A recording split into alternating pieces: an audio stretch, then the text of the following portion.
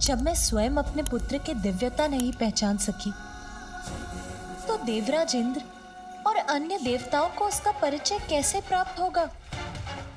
सर्वथा उचित है आपका कथन देवी, क्योंकि अपने इस रूप में अभी गजानन को स्वयं अपने वास्तविक रूप का परिचय नहीं है, क्योंकि अभी उनकी कुंडलिनी जागृत नहीं हुई है।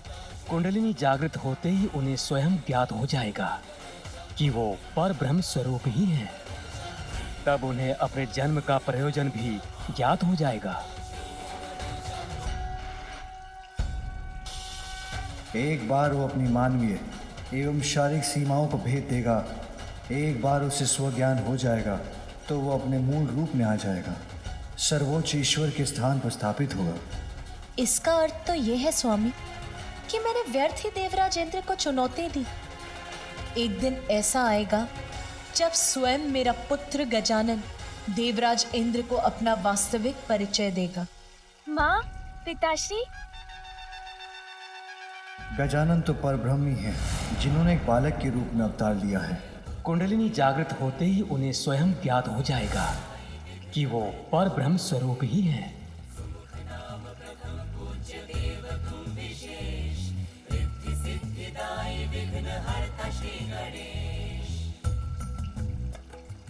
मुझे आप सभी की दृष्टि से ओझल हुए इतना समय हो गया और आप में से किसी ने भी ध्यान नहीं दिया।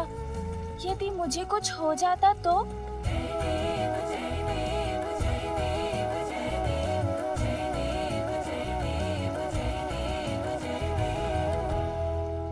वो तो अच्छा था कि उन गंजी के पास इतने सारे फल थे, अन्यथा भूख के कारण मेरी अवस्था बहुत विकट हो जाती। किंतु माँ, मुझे अभी भी बहुत भूख लगी है। चलो पुत्र, भीतर चलो, मैं तुम्हें और दुग्ध देती हूँ। नहीं माँ, अब दुग्ध नहीं, अब मुझे भोजन चाहिए, जैसा भैया को प्राप्त होता है वैसा भोजन। अरे, हमारे पुत्र गजानन को अभी तक भोजन प्राप्त नहीं हुआ? नहीं मामा जी। देवी पार्वती, ये तो सर्वथा अनुचित। उसे अवश्य भोजन मिलना चाहिए। किंतु भ्राता श्री हरि नारायण, मैं उसे अभी अन्न कैसे दे सकती हूँ? उसका अन्नप्राशन। प्रिय, स्वयं अन्नपूर्णा हैं आप, गजानन की माता हैं, इसलिए आपको स्वयं गजानन का अन्नप्राशन करवाना चाहिए। आहा, मेरा अन्नप्राशन! इससे शुभ भला और क्या हो सकता है। देवी लक्ष्मी, देवी सरस्वती एवं ब्रह्मदेव और विष्णुदेव की उपस्थिति में यदि आपके हाथों से गजानन का अन्नप्राशन किसी भी दिव्य उत्सव से किसी भी रूप में कम नहीं है। उचित है नाथ, मैं स्वयं अपने पुत्र गजानन का अन्नप्राशन करूंगी और अन्नप्राशन के बाद उसकी कुंडलिनी जागृत करने के लिए उसकी शिक्षा प्रारंभ करूंगी।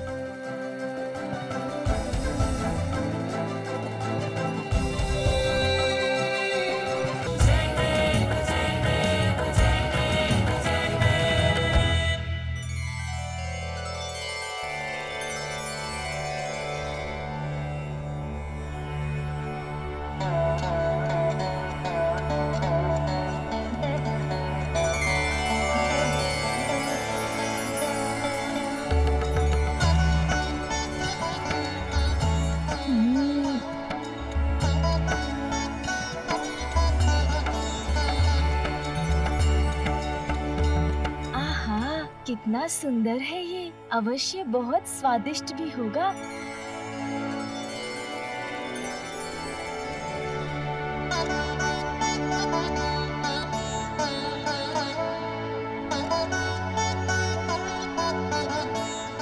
मैं कुछ नहीं बोलूंगी, किंतु पुत्री, ये क्या व्यंजन है और इसमें क्या विशेष है? आटे से बना हुआ साधारण मिष्ठान ही तो प्रतीत हो रहा है ये। नहीं नानी जी, ऐसा मत बोलिए, माँ ने मेरे लिए बनाया है तो असाधारण ही होगा ये मिष्ठान, है ना माँ? वैसे इसको बोलते क्या है माँ? मोदक। मोदक?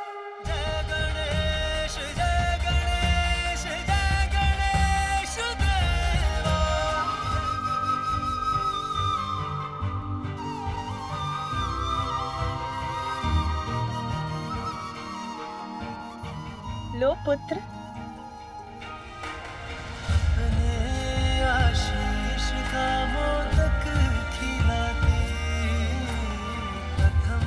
देवी पार्वती, जीवन के सर्वोच्च ज्ञान के प्रतीक मोदक की आकृति भी कितनी विशेष है ना।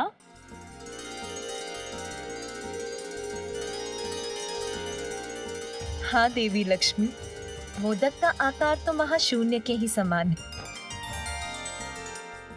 माँ, मुझे कुछ समझ में नहीं आया। ये महाशून्य क्या होता है? महाशून्य तो अनंत है, अपने आप में ही संपूर्ण है। समस्त जगत और सभी जीवों का जीवन उसी से उत्पन्न होता है और उसी में समाता है।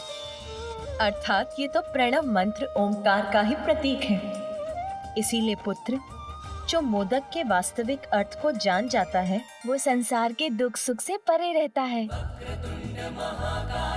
सांसारिक माया जाल से भ्रमित न होकर परमात्मा से स्वयं को जोड़कर पूर्णता को प्राप्त करता है ना माँ?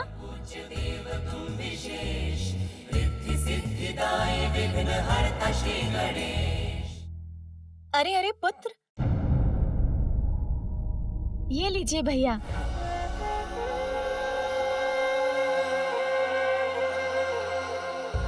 माता, ये मोदक का ही प्रभाव है जो गजानन अपना भोजन मुझसे बांटना सीख गया।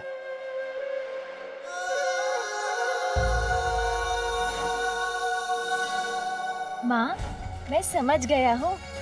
कोई कितना भी साधारण क्यों ना दिखाई दे, यदि वो अपने भीतर बसे परमात्मा का परिचय पाकर अपने गुणों को निखार ले, तो वो असाधारण हो जाता है।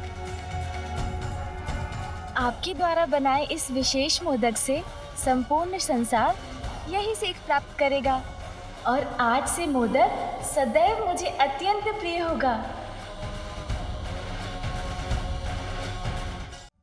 पुत्र गजानन, अब तुम्हारा अन्न प्राशन पूर्ण हुआ। अब तुम मन भरकर भोजन कर सकते हो।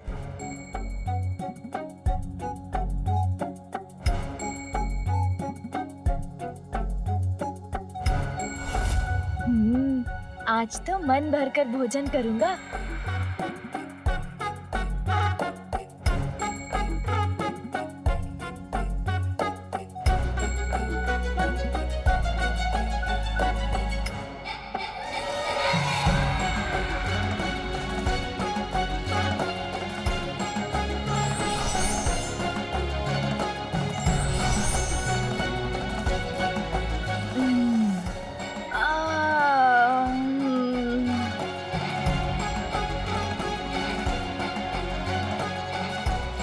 माँ, बहुत स्वादिष्ट भोजन था।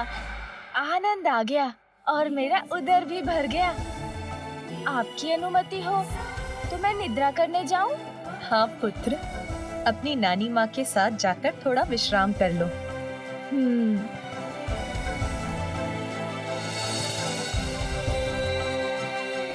आज विश्राम कर लो पुत्र, क्योंकि कल से तुम्हें श्रम जो करना होगा। कठोर तप कर शक्ति और दिव्यता की साधना करनी होगी।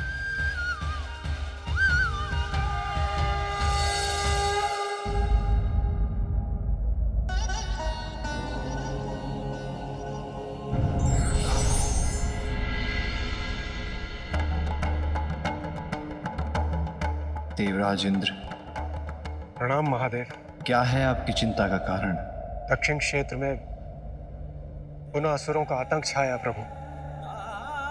हम देवताओं के धर्म की रक्षा करने के लिए एक बार पुनः हमें देव सेनापति कार्तिकेय की आवश्यकता है।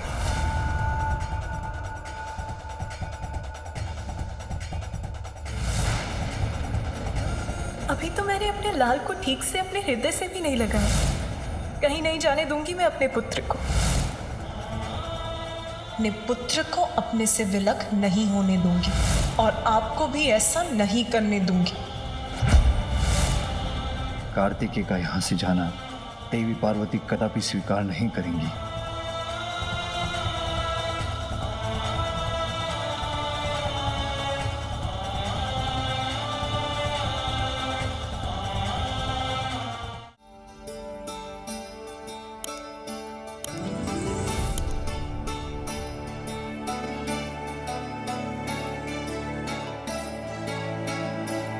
गजानन।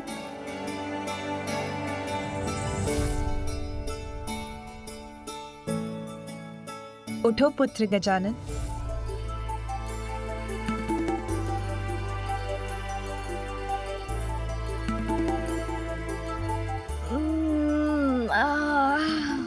माँ, भोर हो गई। अरे वाह, अब तो मेरा अन्नप्राशन हो गया है। अब तो मैं कुछ भी खा सकता हूँ ना माँ? नहीं पुत्र, साधना करने वाले साधक का ध्यान भोजन, निद्रा और क्रीड़ा पर नहीं, अपितु मात्र अपनी साधना पर ही केंद्रित रहना चाहिए। साधना? कैसी साधना माँ? पंचाग्नि तप, अर्थात अत्यंत कठोर साधना करनी है तुम्हें, और उसका प्रारंभ आज से ही होगा पुत्र, जिसके लिए तुम्हें इस पूजा के योग्य बनना होगा पुत्र। प्रातःकाल उठकर स्नान कर पूजा स्थल पर पहुंचकर भगवान को भोग लगाकर पूजा प्रारंभ करनी होगी पुत्र। जाओ पुत्र, स्नान करके आओ। उसके बाद मैं तुम्हें भवन से दूर तुम्हारे तप स्थल पर लेकर चलूंगी। हमारे भवन से दूर माँ? हाँ। अच्छा।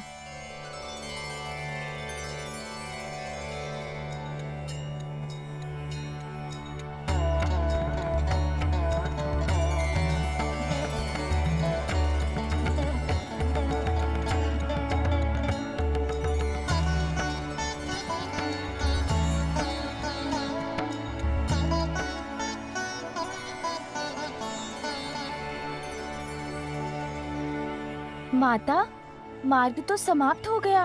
तपोस्थली कहाँ है? पुत्र, वो रही तुम्हारी तपोस्थली।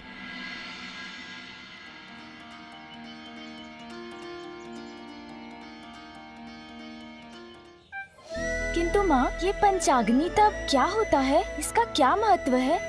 पुत्र, हमारे शरीर में 7 चक्र होते हैं।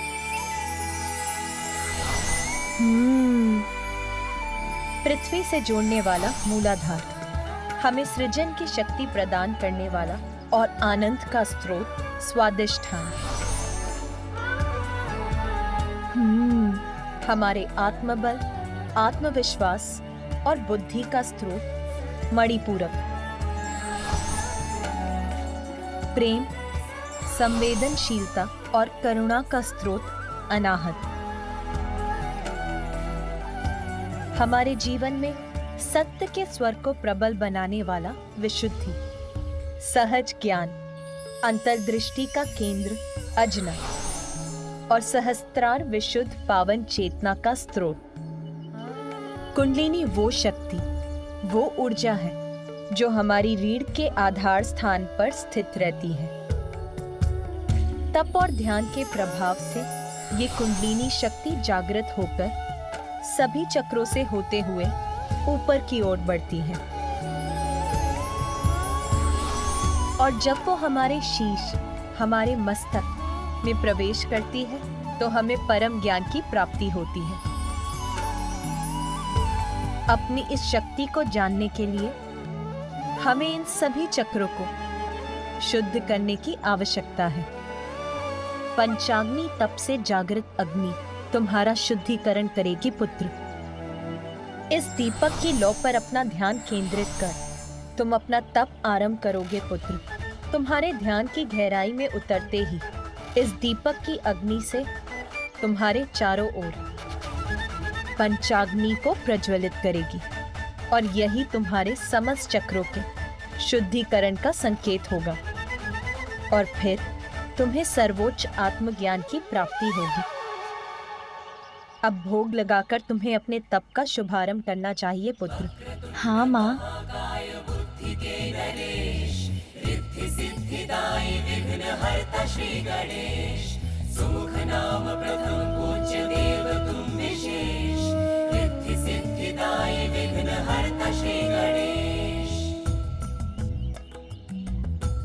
अब पद्मासन में बैठकर अपना समूचा ध्यान इस दीपक की लौ पर केंद्रित करो।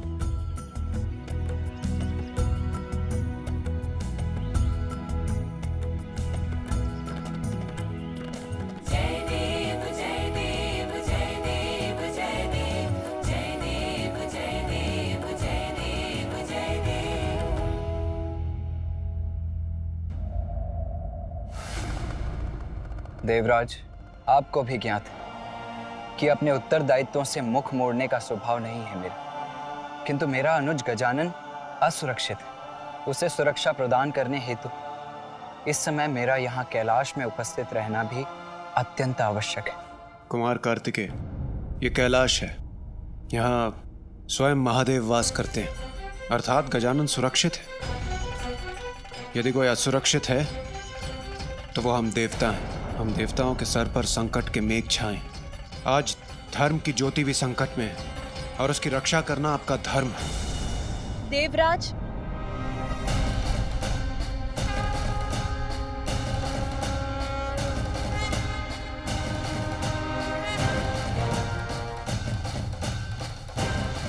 मात्र माता पार्वती और भोलेनाथ का पुत्र होने कारण हम उन्हें वो पद प्रदान करते जिस पद की योग्यता प्रमाणित करने के लिए उन्होंने अब तक कुछ भी नहीं किया।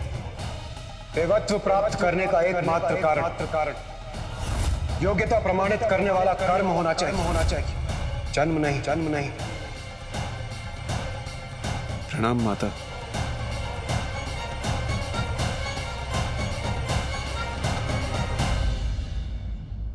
पूर्व में भी मैंने आपसे कहा था कि आपकी रक्षा, देवताओं की सहायता, सृष्टि के संकटों को दूर करना मात्र यही नहीं है मेरे पुत्र कार्तिकेय का धर्म। उसका दायित्व अपने परिवार के प्रति अपने दायित्व का निर्वाह करने के लिए इस समय मेरे पुत्र का यहाँ रहना अनिवार्य है।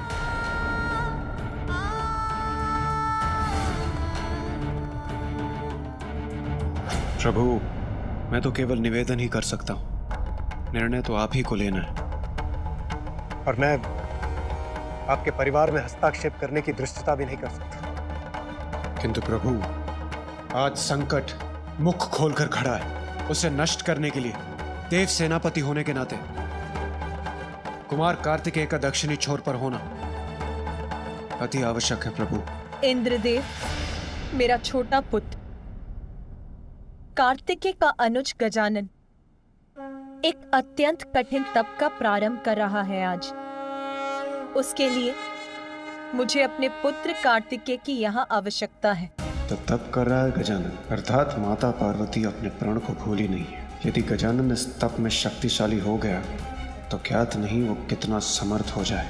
तप के पश्चात तो वो कदाचित मुझे ही देवराज के पद से हटाकर स्वयं मेरा स्थान न ले ले। नहीं, मैं ये कदाचित नहीं होने दूंगा। प्रिय, तब से तुम गजानन को सबल समर्थ क्यों बना रही हो? इसीलिए ना कि वो आत्मनिर्भर हो सके, सर्व जगत का कल्याण कर सके, लोक कल्याण का हेतु बन सके। तनिक विचार करो उमा, तुम्हारा पुत्र कार्तिकेय तो तुम्हारी शक्ति पाकर पूर्व से ही सर्व समर्थ है। वो अपनी रक्षा करने के साथ साथ वो सज्जनों की रक्षा करने में भी सक्षम है, और वही उसका धर्म है ना? पुत्र, तुम ही कहो, तुम्हारा कर्तव्य कहाँ है, यहाँ या दक्षिण में?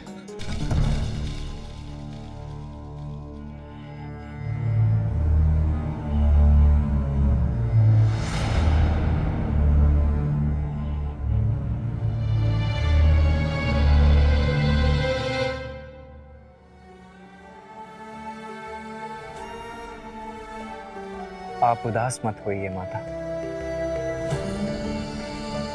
पिताश्री का संकेत उचित है।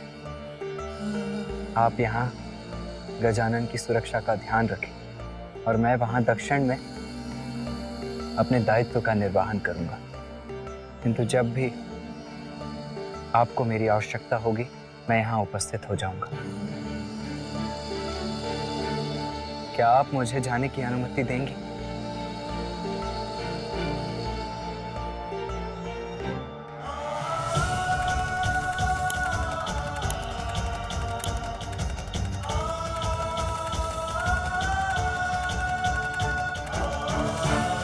माता, क्या आप गजानन को मेरे प्रस्थान की सूचना दे देंगी?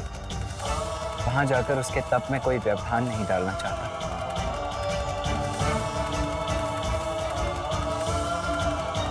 जाओ पुत्र।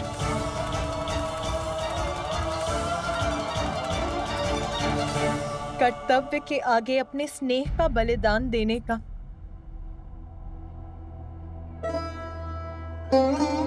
अपने हृदय को कठोर बनाकर तुम्हें विदा करने का अभ्यास हो गया है मुझे। और आप भी सुन लीजिए इंद्रदेव, यदि मेरा पुत्र गजानन अपने इस तप में सफल हुआ तो उसे कभी किसी की सहायता की आवश्यकता नहीं होगी। वो भी सर्वसमर्थ होकर अपनी ही नहीं, संसार की सभी बड़ी समस्याओं को सुलझाने में सक्षम हो जाएगा।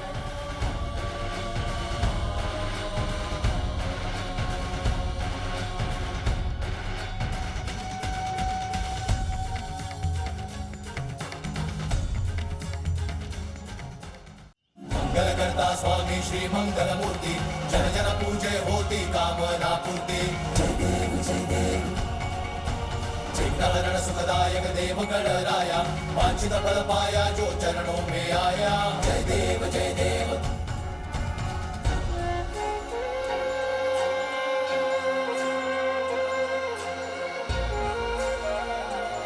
क्या हुआ जया? इतने ऊंचे स्वर में वार्तालाप करने की कोई आवश्यकता नहीं है जया। मैं अभी कैलाश में थी तो सुना कि कुमार कार्तिकेय दक्षिण की ओर जा रहे हैं। भैया जा रहे हैं मौसी, किंतु क्यों? अभी तो मैंने उनके साथ क्रीड़ा का आनंद भी नहीं लिया। अरे तुम इतने दुखी मत हो पुत्र गजानन। देखो ना, कुमार कार्तिकेय यहाँ नहीं रहेंगे तो माता अपना संपूर्ण स्नेह तुम्ही पर तो निछावर करेंगी। फिर वो जितना भी स्वादिष्ट भोजन पकाएंगी वो सभी अकेले तुम्ही को तो प्राप्त होगा। तुम्हें तो आनंद आ जाएगा ना। भोजन? अरे गजानन तुम खड़े क्यों हो गए? मैं रसोई गृह जा रहा हूँ, अभी लौट आऊंगा। अरे रुको गजानन, गजानन।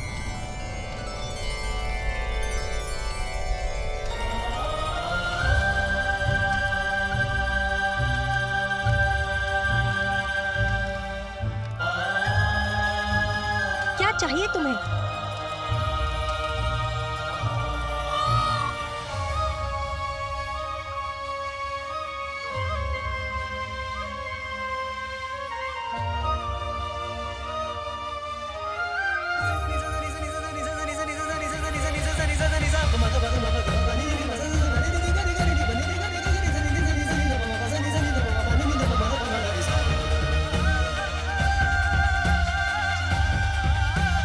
मैं कुछ नहीं बोलूंगी, किंतु साधना के मध्य में भूख को मिटाने के लिए अपने भोजन की व्यवस्था करने आया था।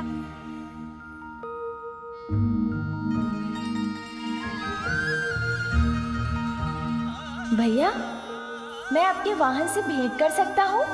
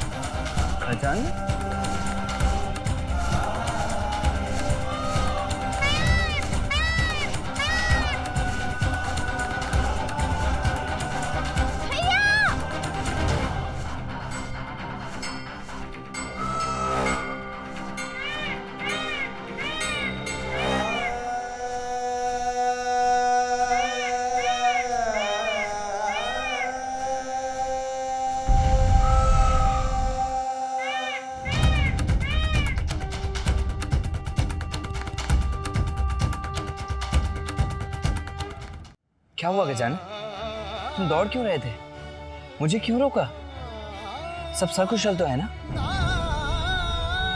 इतनी बार कहा है तुम कि भवन से इतनी दूर अकेले मत निकला करो, कहा है ना? फिर माता को पता है तुम यहाँ हो? ये क्या है? भोजन आपके लिए, माँ के हाथों का बनाया हुआ भोजन। आपको अत्यंत प्रिय है ना माँ के हाथों का बनाया हुआ भोजन? ये लीजिए, जब मन हो तब खा लीजिएगा।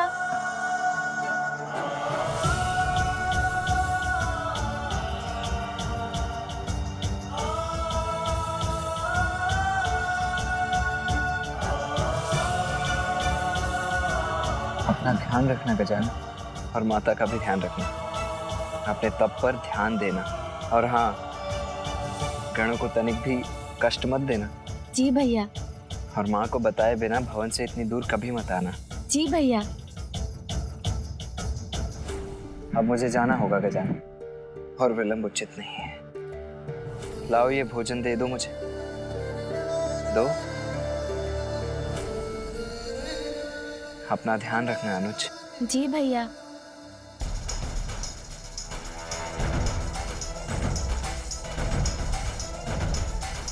आपका जाना मुझे तनिक भी अच्छा नहीं लग रहा भैया, किंतु आपको रोक भी तो नहीं सकता ना।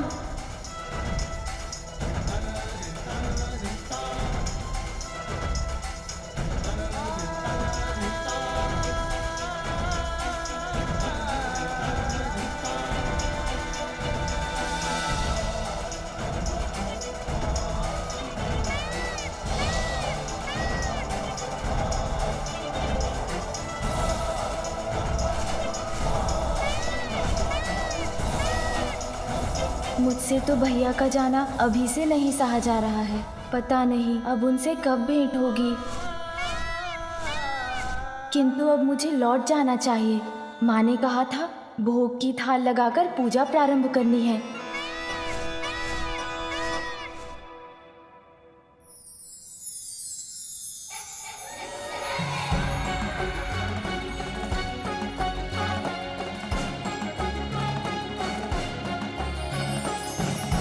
अरे वाह, कितनी सुंदर तितली है।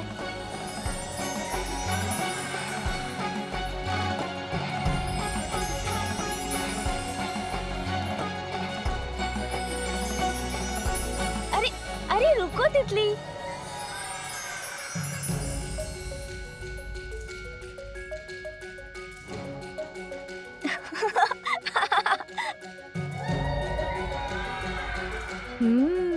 विश्राम कर रही हो तुम?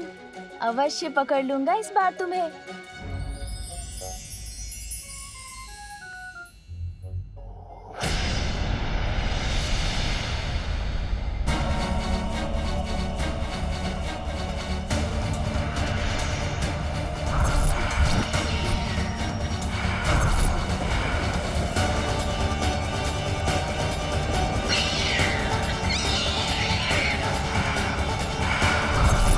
अरे ये तितली नहीं, कोई असुर है।